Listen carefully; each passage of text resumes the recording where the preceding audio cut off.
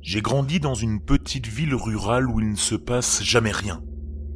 Le genre d'endroit où il n'est pas rare de laisser ses portes ouvertes et dont les voisins les plus proches se trouvent à environ 1 kilomètre de la maison. Notre famille avait aussi un vieux chat. Il était géant. Il s'appelait Tag. Il jouait tout le temps de la comédie, mais nous l'aimions quand même. Un été, alors que j'avais environ 9 ou 10 ans, le chat a commencé à faire des siennes.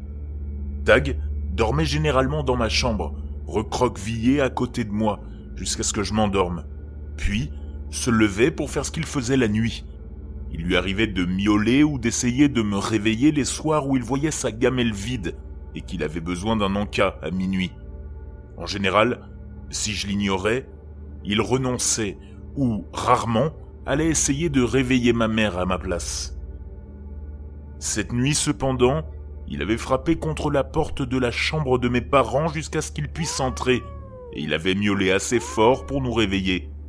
Les portes de nos chambres sont voisines, et j'avais appelé Tag pour qu'il vienne se coucher, parce qu'il était environ 2 heures du matin. Il n'en a rien eu à faire et a continué de miauler.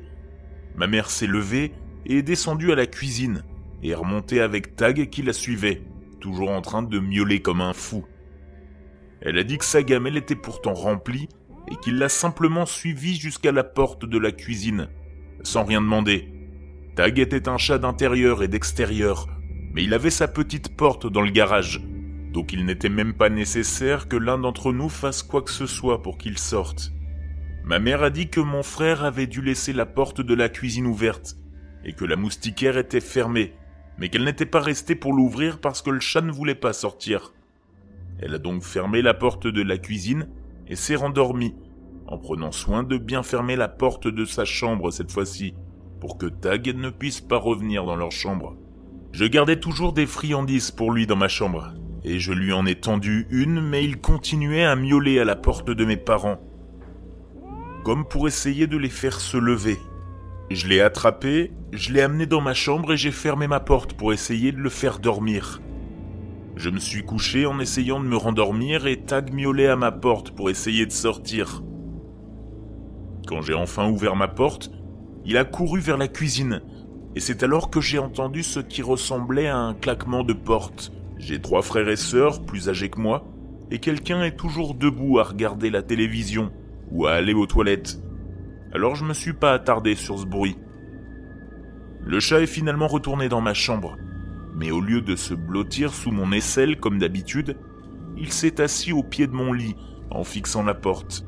Je me suis endormi jusqu'au matin, quand un vacarme m'a réveillé et que je suis descendu dans la cuisine pour y trouver mes parents au téléphone avec la police.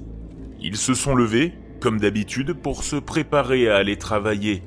Et pendant qu'elle préparait le café, ma mère est allée chercher ses bagues dans le petit porte-bijoux qu'elle avait près de l'évier, parce qu'elle les enlevait le soir pour rincer la vaisselle. Mais elle s'est aperçue que le porte-bijoux était vide ce matin.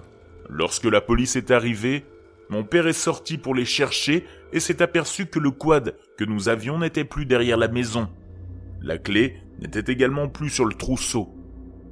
Mes frères étaient debout à ce moment-là, et nous étions tous paniqués à l'idée que, pendant que nous dormions, un voleur était entré, avait pris la clé du véhicule et avait profité de l'occasion pour s'emparer des bagues de ma mère. Ils nous ont demandé si nous avions la moindre idée de ce qui s'était passé, et mes parents ont répondu par la négative. Ma mère a demandé à mon 2e frère, qui était en première année d'université et qui rentrait pour l'été, à quelle heure il s'était levé du canapé la nuit précédente, et s'il avait entendu quelque chose. Il a répondu qu'il s'était couché à 10 ou 11 heures du soir, et a demandé pourquoi elle demandait ça, car sa chambre se trouvait au sous-sol, et il n'aurait rien entendu dans la cuisine. Elle lui a répondu qu'elle l'avait vu dans le salon, à côté de la cuisine, quand elle était allée nourrir le chat, et qu'elle avait fermé la porte qu'il avait laissée ouverte. Elle lui a même dit, à ce moment-là, de ne pas dormir sur le canapé, et d'aller plutôt dans son lit.